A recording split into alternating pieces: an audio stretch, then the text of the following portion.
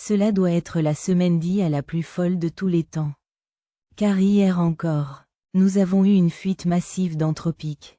Un modèle de 10 000 milliards de paramètres qui prétend être le modèle le plus puissant jamais créé. Et aujourd'hui, cela n'a pas ralenti car GLM 5.1 avait publié l'un des modèles génétiques open source les plus avancés à ce jour.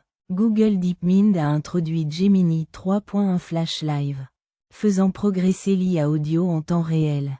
OpenAI transforme les codecs en un écosystème de plugins complet allant directement après le code Cloud. Et en plus de cela, ArcAGI 3 a placé la barre plus haut dans la manière dont nous mesurons l'intelligence dans les systèmes d'IA, et c'est à peine effleurer la surface.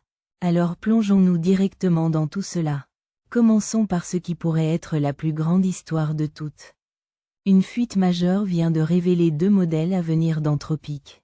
Vous avez Cloud Mythos, qui se situe à un tout nouveau niveau. Ensuite, vous avez un nouveau niveau qui a également été introduit, appelé Capybara. Maintenant, il est important de noter que Capybara serait un niveau inférieur à Mythos.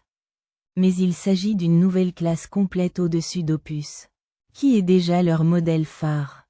Nous ne parlons donc pas d'une petite mise à niveau. Il s'agit d'un nouveau niveau frontière. Et c'est là qu'il apporte de nouvelles améliorations en matière de codage. Un raisonnement académique plus solide et des gains étonnamment énormes en matière de capacité de cybersécurité. Et c'est ici que ça devient sauvage. Certains premiers testeurs y ont même eu accès. Et même des rapports couverts par Fortune suggèrent que ce modèle n'est même pas comparable aux modèles Opus actuels, étant potentiellement dangereux dans ses capacités. Et c'est un énorme pas en avant par rapport à la version dont nous disposons actuellement. En fait, il est si puissant qu'Anthropic aurait prévu un déploiement lent en raison de préoccupations concernant une mauvaise utilisation et des risques de sécurité. Maintenant, à mon avis personnel, ce n'est que mon avis. Je pense que les emplois de col blanc seront automatisés dans les 2 prochaines années. Et ce sera l'un de ces modèles qui s'attribue à cela. Si vous souhaitez bénéficier des meilleurs outils d'IA, flux de travail et drop avant tout le monde, rejoignez ma newsletter gratuite avec le lien dans la description ci-dessous, qui est entièrement gratuite. Les gars, ce n'est pas seulement Anthropic, car OpenAI travaillerait sur un modèle appelé Spud en interne. Ce qui, selon les initiés, pourrait constituer un changement majeur dans le domaine de l'IA. Mais pour en revenir à Anthropic, certaines rumeurs suggèrent que nous pourrions bientôt obtenir une version intermédiaire comme l'Opus 5 ou le Sonnet 5. Et puis nous avons pu voir ces 2 nouveaux modèles qui viennent de sortir d'Anthropic dans quelques mois comme un déploiement lent. Et honnêtement, il s'agit peut-être simplement d'un positionnement stratégique. Ils l'ont peut-être divulgué à titre de coup marketing. De sorte que c'est quelque chose qui renforce l'anticipation, l'urgence et la domination dans la course à l'IA. Et pourquoi c'est important? C'est parce que 2026 sera honnêtement l'année où tout changera dans l'espace de l'IA. OpenAI a déjà renommé certaines parties de son organisation vers le déploiement AGI. Nous attendons GPT 5.5 cette année. La version 4 de recherche approfondie le mois prochain. Et plus encore dans les mois à venir. L'écart entre les outils d'IA et les systèmes d'IA se réduit très rapidement. Les gars, pour aller de l'avant avec la version d'aujourd'hui, l'équipe GLM a publié le GLM 5.1. Un modèle agent open source de ZDI. Et c'est une sérieuse amélioration par rapport au GLM 5. Ce modèle se concentre fortement sur le comportement agent. Ce qui signifie qu'il est meilleur pour les tâches de longue durée. Il est suivi d'instructions plus strictes. Il est plus fiable dans les flux de travail en plusieurs étapes. Et c'est assez abordable sur les benchmarks de codage. Il a obtenu un score de 45,3 contre 47,9 pour l'Opus 4.6. Ce qui est une mesure très proche des modèles propriétaires. Et c'est là le principal point à retenir.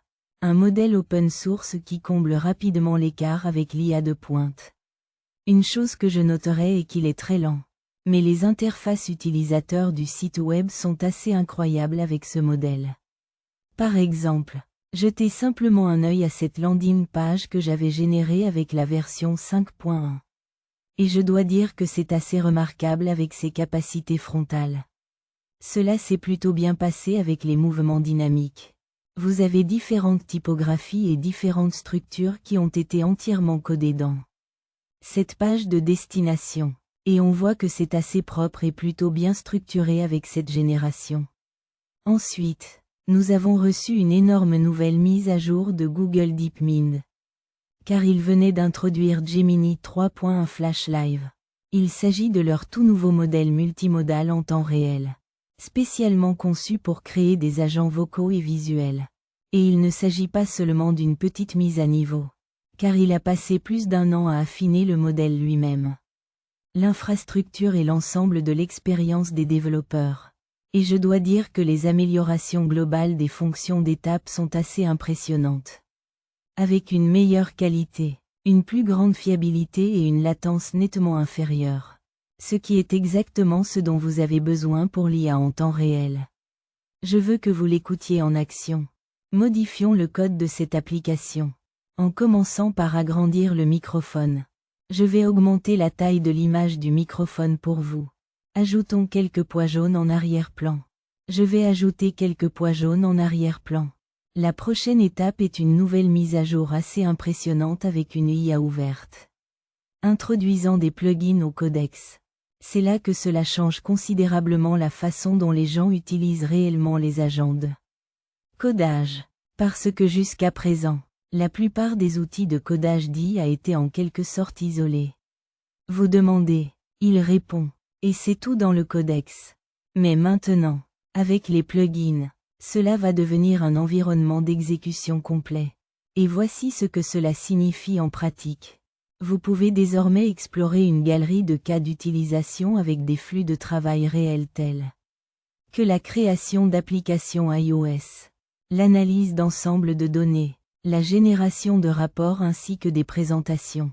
Et le plus fou, c'est que vous pouvez lancer ces workflows en un clic directement dans l'application Codex. Ainsi, au lieu de repartir de zéro à chaque fois, vous travaillez essentiellement avec des flux de travail d'IA exécutables prédéfinis, que vous pouvez modifier et étendre instantanément. Il s'agit d'un énorme pas en avant qui fait que le Codex ressemble moins à un outil qu'à une plateforme de développement d'IA. Et je dois dire que c'est définitivement quelque chose qui va désormais être un concurrent direct du Cloud Code et d'autres outils agents. Car c'est quelque chose qui est assez réputé maintenant. Vient ensuite l'introduction de l'Arc AJ3. Et à l'heure actuelle, les meilleurs modèles obtiennent un score inférieur à 1%. Ce qui peut paraître mauvais. Mais c'est en réalité une bonne chose. Parce que pour la première fois, nous disposons désormais d'un référentiel capable de suivre correctement les progrès réels et l'intelligence, et pas seulement la mémorisation. Et voici ce qui le rend différent. Il s'agit d'un nouveau benchmark qui va tester le raisonnement agent dans des environnements interactifs. Cela nécessite de résoudre des tâches du premier coup. Il n'y a pas de formation ni d'instruction préalable. Pour les humains, le taux de résolution est de 100% dès le premier essai. Avec l'IA, ils restent essentiellement bloqués en dessous de 1%. Et ils essaient clairement aussi de réparer les erreurs du passé.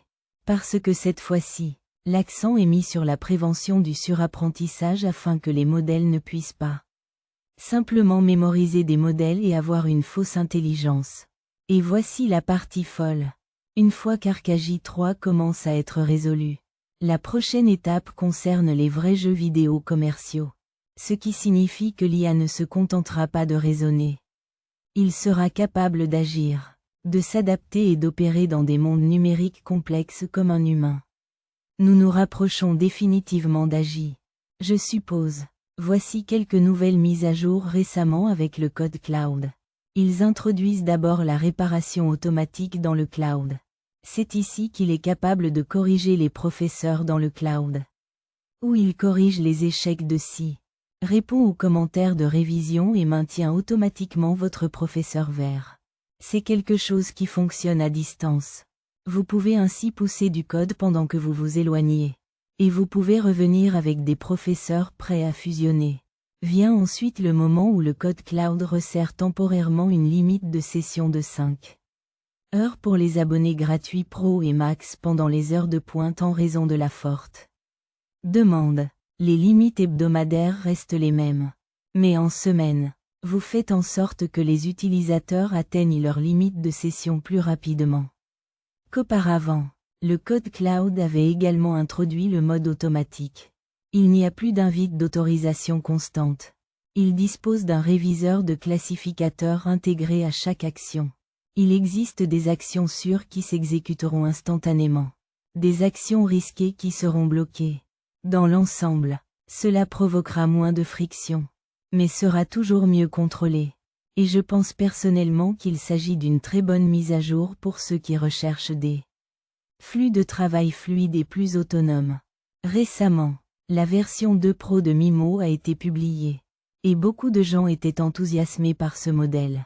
Et dans le cadre du code ouvert, ils ont fait en sorte que les Pro et Omni restent gratuits pendant encore une semaine. Donc, si vous cherchez à en utiliser davantage, c'est le moment de le faire. Vient ensuite une mise à jour rapide de 11 laboratoires avec leur CLI, qui est désormais entièrement agent d'abord. Il n'est pas interactif par défaut, ce qui le rend beaucoup plus facile à utiliser pour les agents et les flux de travail automatisés. Sans friction, tandis que l'expérience interactive plus riche construite avec leur interface utilisateur de lien est désormais cachée derrière un drapeau convivial. Fondamentalement, il est d'abord conçu pour les systèmes d'IA avec l'interaction humaine comme couche facultative. Mishroll venait de présenter Foxtral TTS, un nouveau modèle de poids ouvert qui repousse les limites de la synthèse vocale naturelle.